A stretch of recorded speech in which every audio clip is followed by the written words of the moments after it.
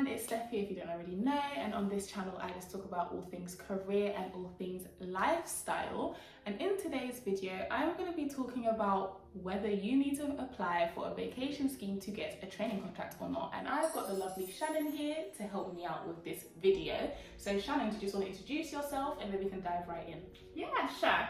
So I'm Shannon, I'm a trainee solicitor in London, and before I started my training contract I was a paralegal for 2.5 years. I'm currently in my first seat, which is in a private client area of law.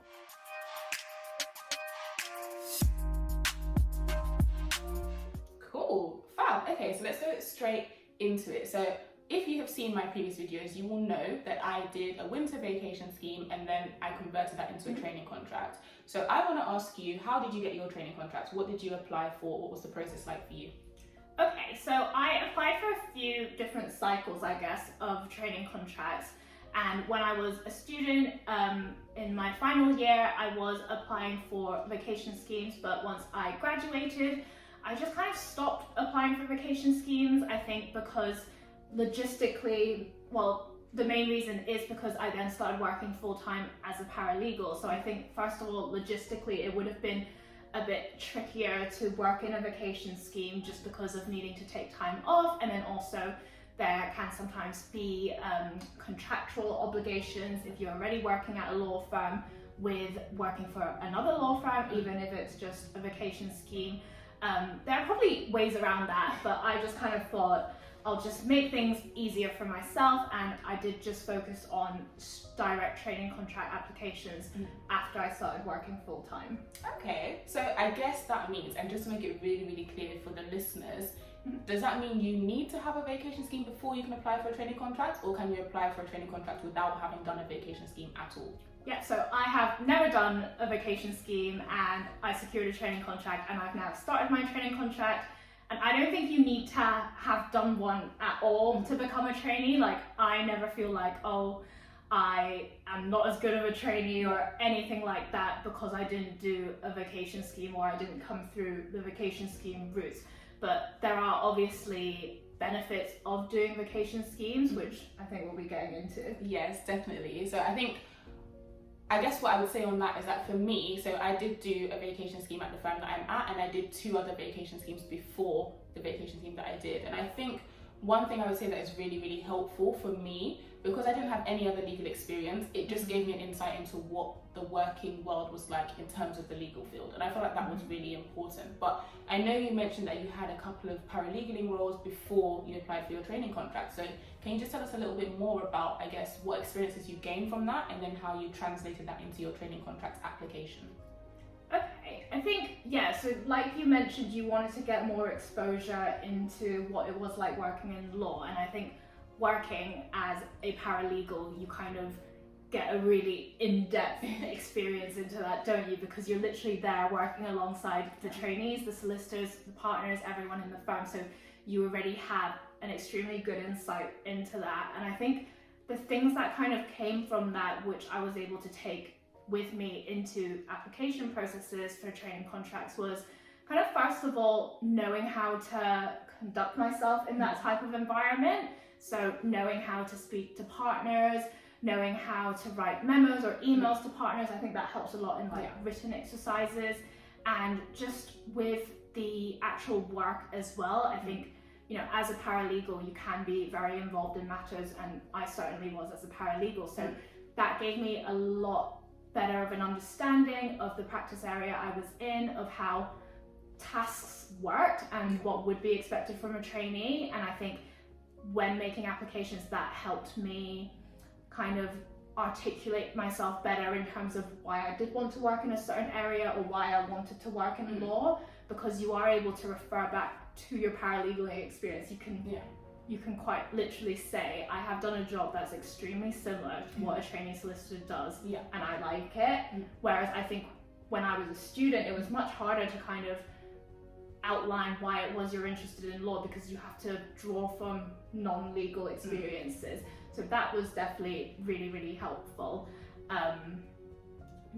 Okay, so I think what I'm getting from that answer is that the main thing you were able to kind of draw upon from your experience was that you had done a role that trainees would typically be doing. And I guess from a kind of vac schema perspective, that's the same thing that you would be drawing upon as well. If you've done a vacation scheme, you would be saying that, you know, you did X, Y, Z task on the vac scheme, which is very similar to what a trainee solicitor would be doing. So I guess there's a lot of crossover there in terms of how you can translate both experiences to a training contract application, which is good.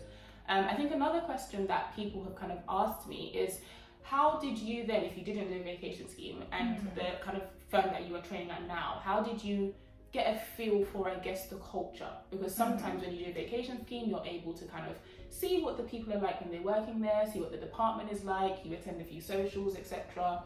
How did you kind of get a sense of whether you would like the firm that you're working at now?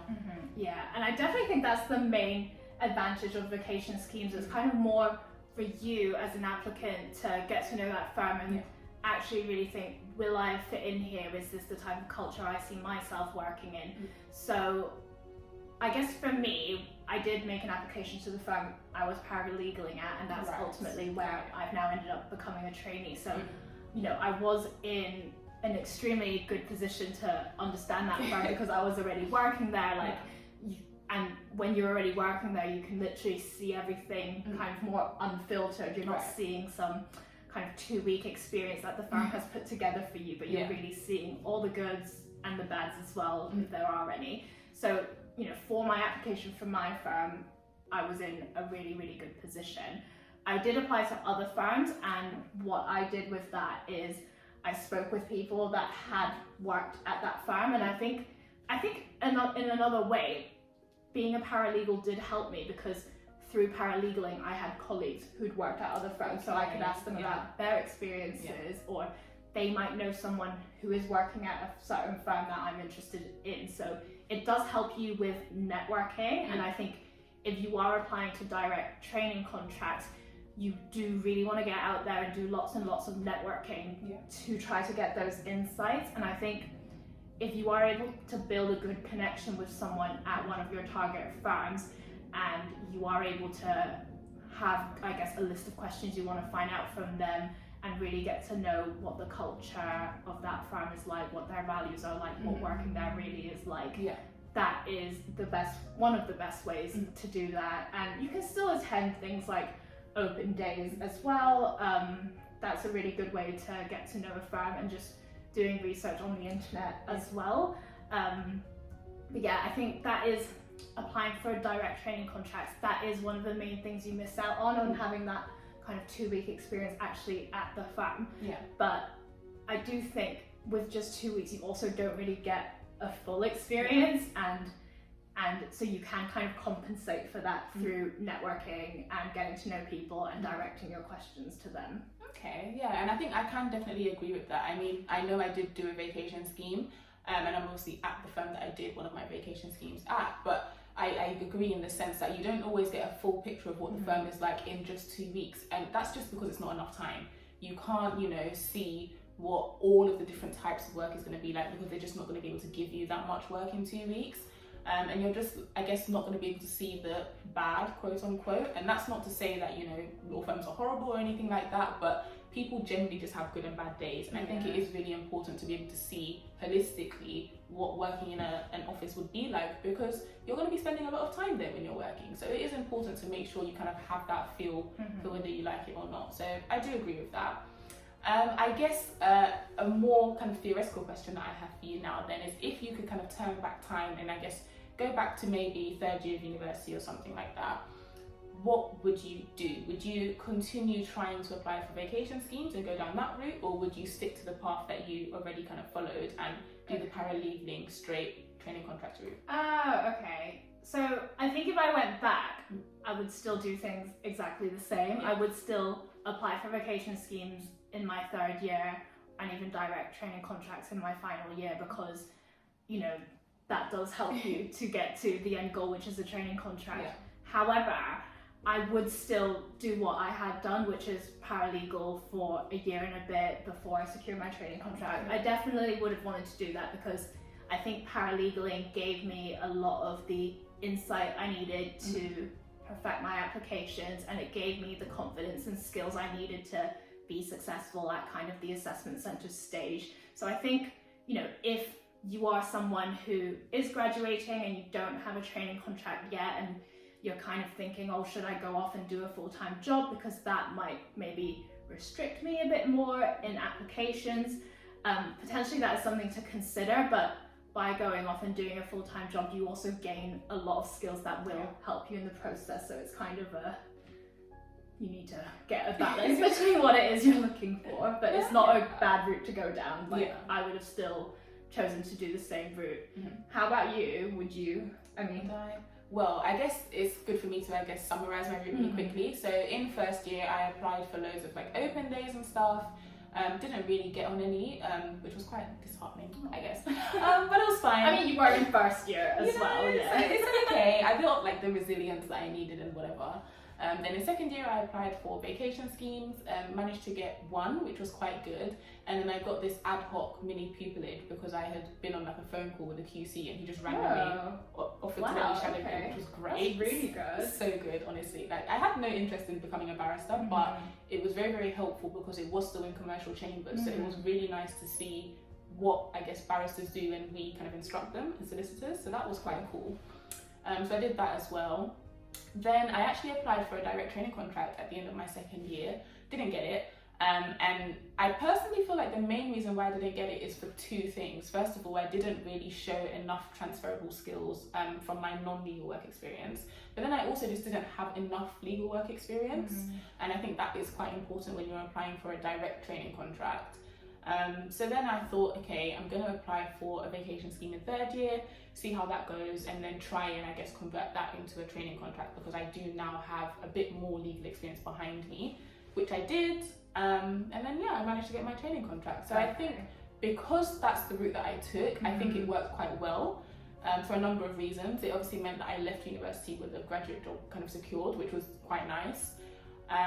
It was quite difficult, I would say, to balance the applications in university with my studies. And I think one thing I would just put out there is that if you find that doing those applications is to the detriment of you studying, then I personally would say stop. And I would say focus on it after you have finished, because there's honestly no point coming out with a bad grade because you were too kind of stressed, between, applying and then balancing that with your studies as well. I don't think that makes any sense. Yeah, and you kind of majority of the time you only have one chance to get your grades right, and if you are looking to get into law, and particularly if you want to get into a city firm or commercial law, they do look so heavily at grades. Not all of them do, but it is really important, and it completely doesn't make any sense to give up something you only have one shot at to pursue something which you can literally apply every single year, every single cycle. Exactly. So I think that's a really important thing to take into account. But for me, balancing it was okay. I'm generally quite good at balancing my time generally. So I think that was fine. And I would definitely still go down that route again. I don't think it would have made sense for me after all of the experience I already had to then go and get more experience via kind of paralegaling. I think if I didn't have any vacation schemes or any mini pupillages or anything like that, then I definitely would do paralegaling. But I think just because I already had enough experience by that point, it didn't make any sense for me to kind of go down that route.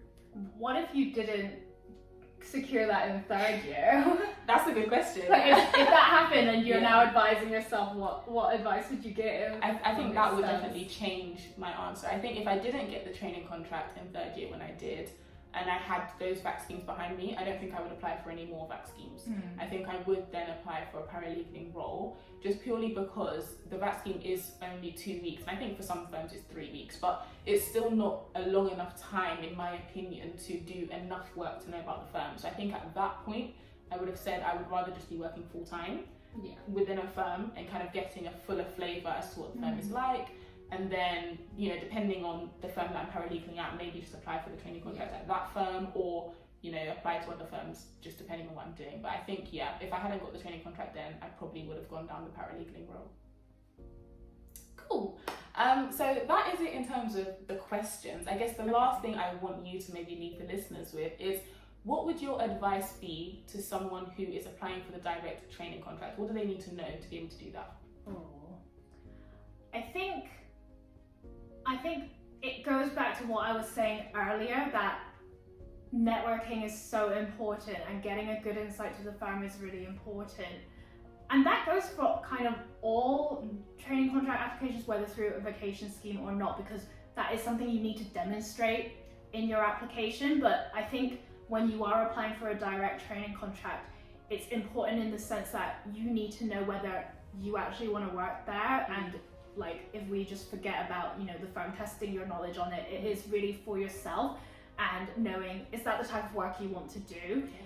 Is that the culture that you want to be in? And if for whatever reason you aren't considering vacation scheme applications, then really speak to people, really try to get a full idea. And I think now, post-pandemic, everything is so virtual that you literally have so many opportunities to do this. Like, you can ask people on LinkedIn to share their experiences. There are people like us now who are vlogging. I guess sounds really cringe, but there are people who are sharing their experiences a lot more online now, and you can look to use resources like that to really get a better idea. I think that's the main thing I would say to really do, is to try and get a good insight if you are making a direct training contract application. I think the other thing is to, again, research, but to get an understanding of how that firm's graduate recruitment process actually works and what they prioritize.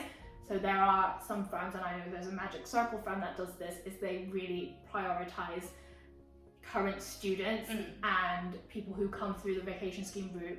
And that's actually a very common thing with a lot of firms, that they prioritize people who do come through the vacation scheme route.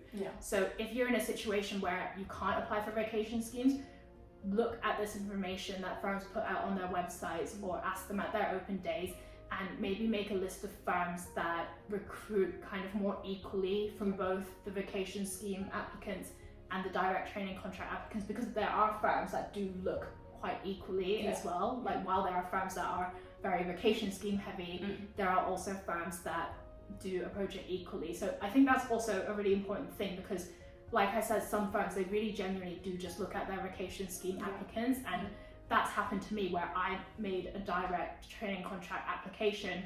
I knew that that is the way the firm worked, but they literally came back and said, look, we didn't even look at your app because we've filled up all our places for this cohort already, but like, please apply again. So, if this is a firm that you really, really want to get into, or an application you're putting loads and loads of time into, don't put yourself in that position. And make sure you can still apply to those firms, because you never know, you could have a chance and they may have an opening that year. But don't limit yourself by just looking at, these are the firms I want to work at, these are where I'm going to make my direct TC applications. Like, you really need to take into account the way the firm recruits, especially if they just recruit from vacation scheme students or the direct training contract. So I think that's the second thing I would say, is to take that into account and don't cut yourself off. I'm trying to think if I have any other for the direct application. Oh, another thing I think about direct training contract applications, actually, I know you mentioned that you applied for one in your second year, and you kind of feel like at that point you didn't have as much experience to be and that kind of let you down in that direct TC app. But I actually think that's a bit of a myth. That I think, not that the legal experience part of it, but I think a lot of people think, I can't make this application for a direct training contract because I've not had paralegal experience, I don't have that full-time job experience. And I genuinely don't think, when firms look at the applicants that come through the vacation scheme and the training contract routes, of course you would need to check this with the graduate recruitment team of that firm, but from what I've seen, I don't really think firms have a higher standard for the training contract applicants. I think they have the same standard, and that is what they look for from all their trainees, no matter what route the trainee has come through to. And you are just assessed to the same standard from what I understand. So if, say you've gotten to the point in the cycle where vacation scheme deadlines are closed and there's just training contract ones open, don't think, oh, I'm still in university, or I don't have paralegal experience, that I can't apply for these, or I won't be competitive, because I think the process is all just about selling all the experience you have and being able to build that picture to the firm, to explain why you're interested becoming a trainee there. And potentially, not having legal experience can be something that lets you down, because that goes towards you showing your commitment and interest in law. But I really, really don't think you need to have had paralegal experience or even legal work experience to be successful in a direct training contract. I think you just need to be able to demonstrate your interest in law and do that strongly, and that can involve using legal experience to show that, but there are other ways of doing that. So don't be put off if you're like, oh, I don't have that many things on my CV yet, because you can be kind of showing yourself as a strong candidate through transferable skills. You can be showing your interest in law through other avenues than just paid experience or legal experience. So don't be intimidated by the fact that it's a direct training contract application, because I don't think that changes the standard that they assess you against from what I've seen. Yeah, no, I think just to add to that, I do completely agree. I don't think you should not apply for a direct training contract just because you don't have enough legal experience, quote unquote. What is enough? What does that really even mean? I think for me it was more the fact that I didn't know how to write about my transferable skills properly. So I think it's one thing that recruitment are looking for, and obviously I'm not recruitment, so do go and check with them, but one thing they do look for is your ability to know what the trainee tasks are going to be, and your ability to explain how you have the skills to be able to meet those tasks. And I don't feel like I did that well enough. So that for me is personally why I feel like I didn't get it. But I think if you don't have any paralegaling experience, but you do have other experience where you can show those transferable skills, then of course feel free to apply. That's not, it's not an issue, but obviously take into account everything that Shannon has said and everything you see online when you're doing your own research as well. So thank you so much, Shannon, for coming on today. Thanks for having me. Where can the people find you if they want to come and see more about the amazing advice that you have? So I have my own YouTube channel, and it's just Shannon Tong, where I do vlogs. So if you're interested in seeing the day in the life of a trainee, then come check my channel out. And I also have other videos about legal careers as well. We've actually just filmed a video for my channel, which is commercial law versus non-commercial law. So that should be up soon, and you can pop on my channel and see that. Other than that, I also have an Instagram page, which is at ShannonTong17, and I again post tips on there and insights into my life and my work days. So that's where you can check me out too. Perfect. And as ever, if you like this kind of content, please do like, comment and subscribe. And don't forget to follow me on Instagram, as I post more digestible tips over there. And I'll see you next week in the next video. Bye. Bye.